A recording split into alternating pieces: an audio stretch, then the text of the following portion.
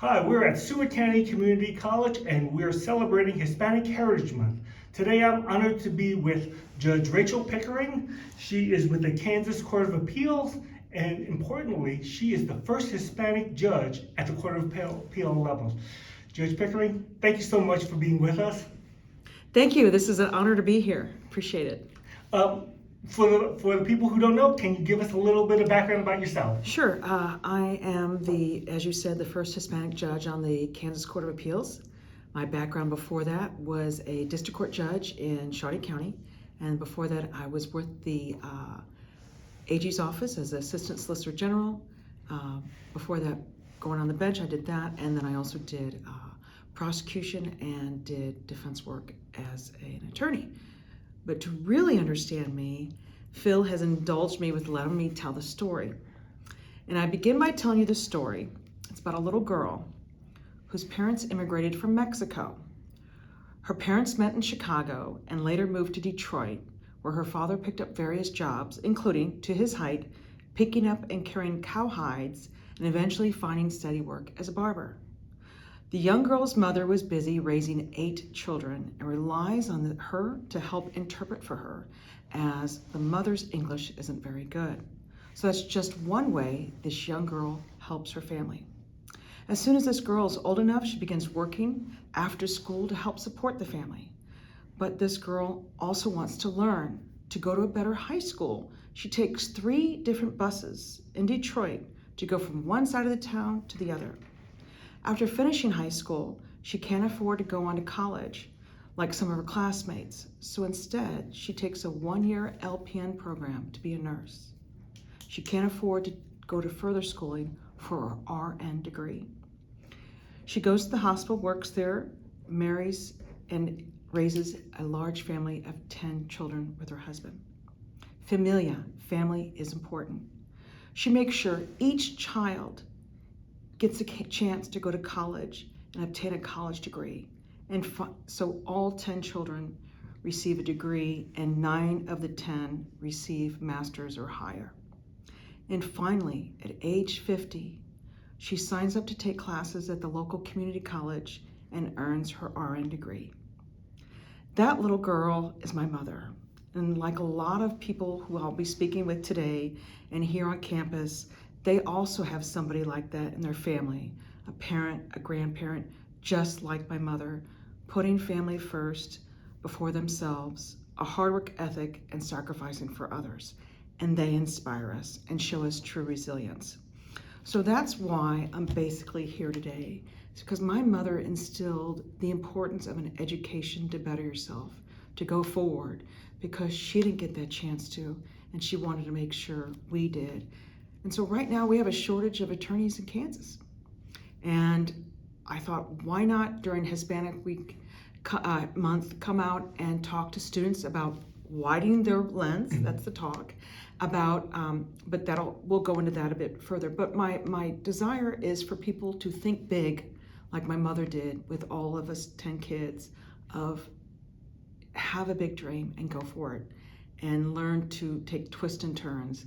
And so I started off as a paralegal. I didn't start off and go right from college to law school. I had to wait. We were newly married, my husband and I, and so while he was earning his degree, graduate degree, I was a paralegal supporting the family. And eventually I was able to go to law school.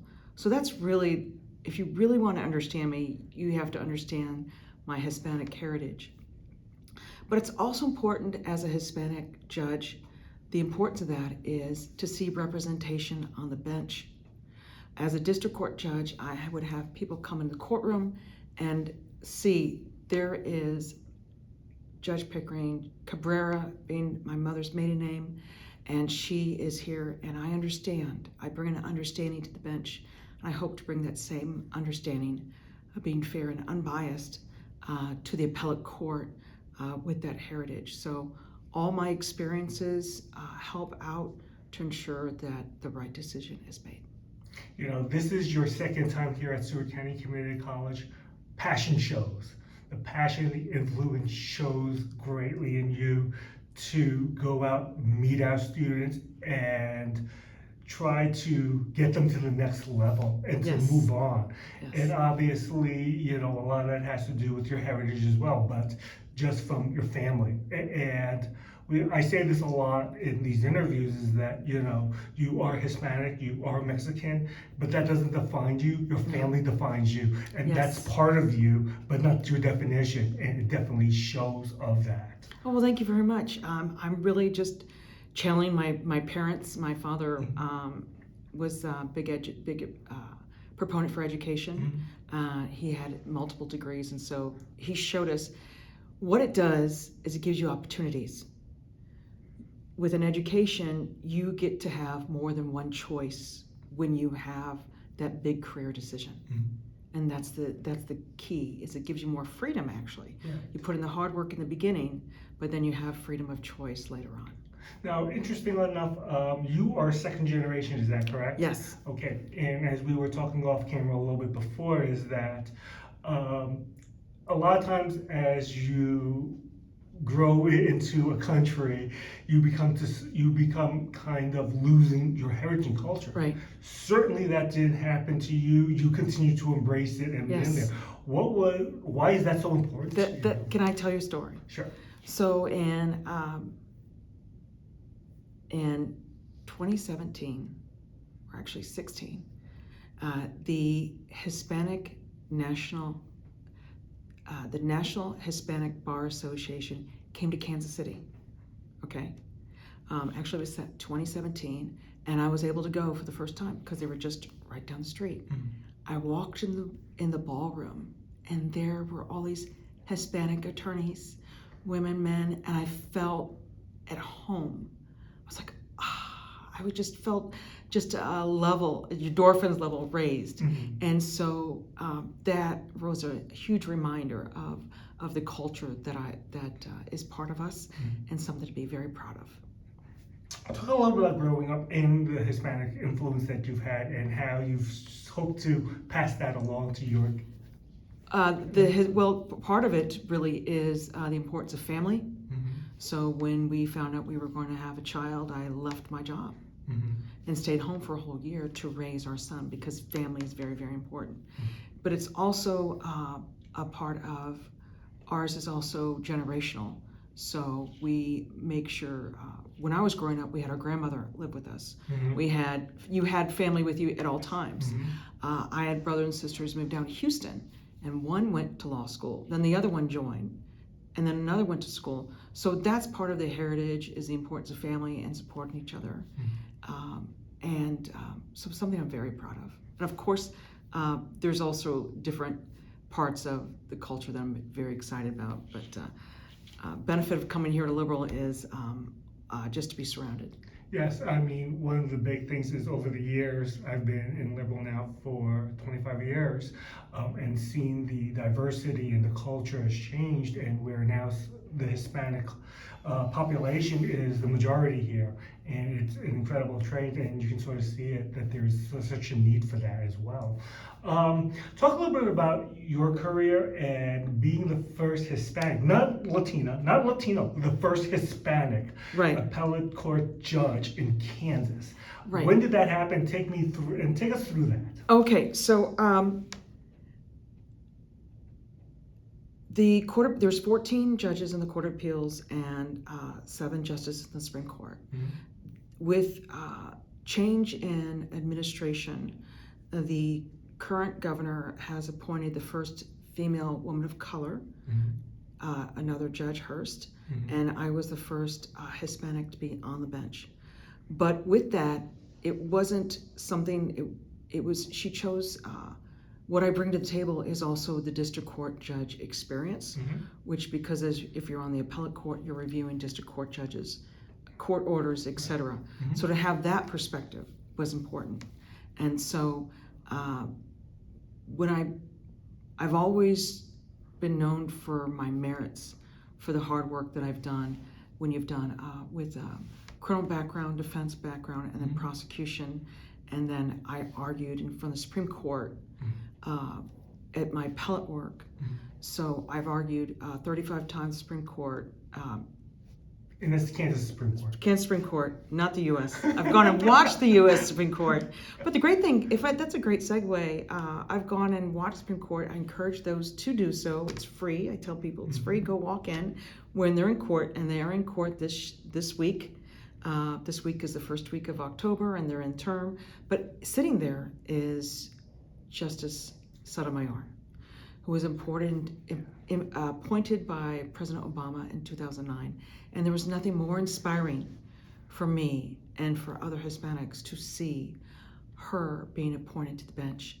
It showed us, again, the importance of representation on the bench, but it was almost more, it builds one's confidence too when you see that happening at such a high level as the United States Supreme Court.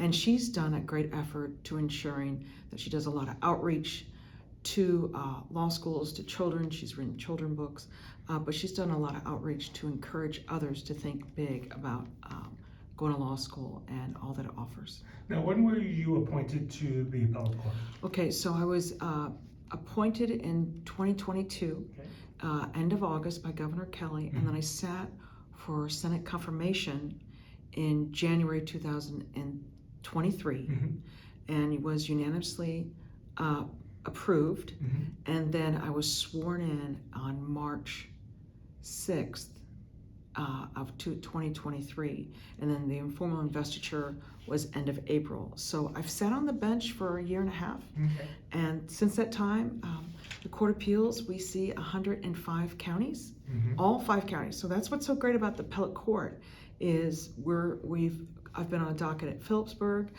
docket at Winfield, docket here in Liberal in March, docket in Leavenworth, Johnson County, Lawrence at KU last month for Constitution, Honor of Constitution, and so I'll be in Wichita in October. So November. So you see, we travel throughout the state, and when we travel, I try to make a point to do outreach there, and then I could usually see the Hispanic girl up there, and I'll walk up to her and say, "How are you doing? How's it going?" And so just a little bit of encouragement, if I can. It's can. like a traveling roadshow. Yes, I mean that was part of it because I had done appellate work beforehand, so I had argued when the Court of Appeals traveled, and so I knew that would be a great benefit of serving on the appellate court is you get to do that outreach so the community can see the Court of Appeals at work. Okay, so we'll just go back a little bit. Okay, so when you applied your name into the pool, what were you thinking? Well, it was the second time I had applied, and that's when you go through an application process, you have to have a lot of confidence in it, and but I didn't know if I wanted to apply the second time because the first time you apply and you don't get, you're a little disappointed. Everyone will tell you that, I guess. But the second time I didn't know, and then I sat on the bench for the full day, and I had hearing after hearing after hearing after hearing. One of those full docket days, and I came to my chambers, and I thought, you know what, that perspective of sitting on the bench all day, that district court judge's perspective, and my background, I need to put in because I want to make sure that perspective is present on the Court of Appeals to have a district court judge's presence there. Okay, so when you found out, first thing that came through your mind when you found out? Wow, that's a great question. To call my husband. Okay. That really is it. Okay. My mother, the woman, that little girl I read about, she passed away years ago, as soon as my father. So that was the sad part, is that they could not be here for the investiture. But I had family come, and we've talked about part of the Hispanic cultures is family. And so they were able to be there. But in my investiture speech, I was able to thank our parents for the sacrifice that they did, because to put 10 kids through college, imagine imagine how much sacrifice you have to do as a parent. And that's what they did, and we all knew that, and my brother and sisters knew that. So just a great honor, if you want to ask me, what did you think? It was a great honor because I'd argued in front of these judges before. I'd written briefs there, and they are such an esteemed group of judges. To sit with them and to be part of a panel is just it really is an honor. They work so hard, they do diligent work, and they want to get the right decision. Right. And so that's also why it was such an honor. Yeah, to be among them now, you've sort of earned the honor of being, or what's the word I'm sort of looking for? You're now become one of their peers. Right. And you're now like, wow, I've achieved this. I am, sort of as they would say, good enough to be here. They thought I was worthy, and now you are. Well, and my message is to come back here and tell other kids you're worthy and we're waiting for you. Mm-hmm. So. And again, you've touched this already, and I know, but I just want to. So, being the first Hispanic, what does that mean for your culture? What does that mean for the Hispanic society? You know what I hope it means? What I hope it means is grade school kids, because I went and talked to some fifth graders for Constitution Day.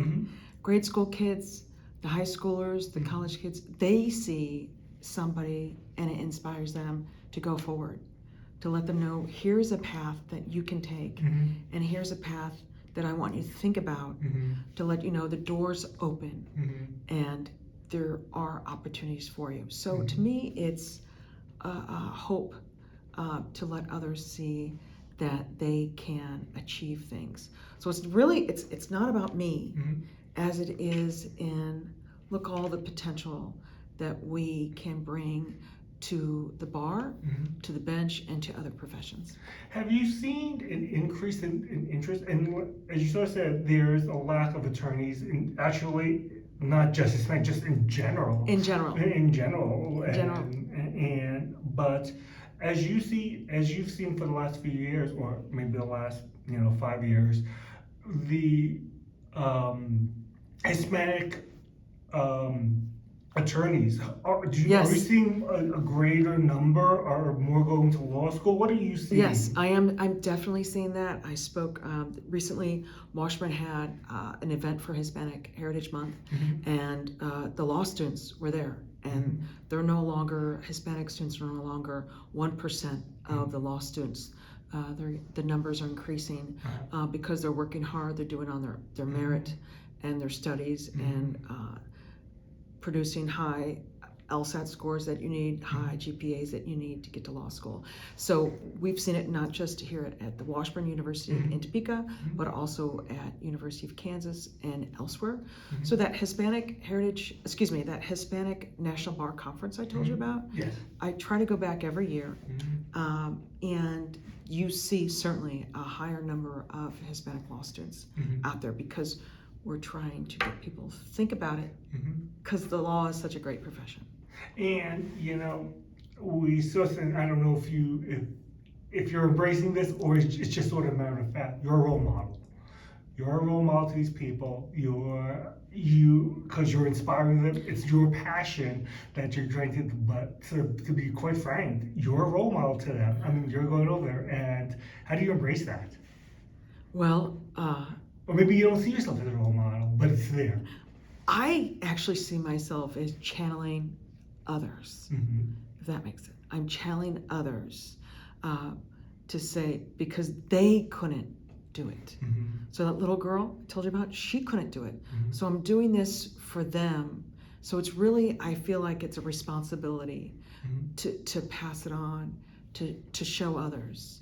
And my name doesn't matter. If you know, oh, there's an appellate judge out there, that's great. But I want them to see themselves when they see someone like me of, oh, I can do it. And we're like, yeah. And we want to support you do that. So actually one of the biggest things I tell Hispanic students is, guess what? We're here to support you.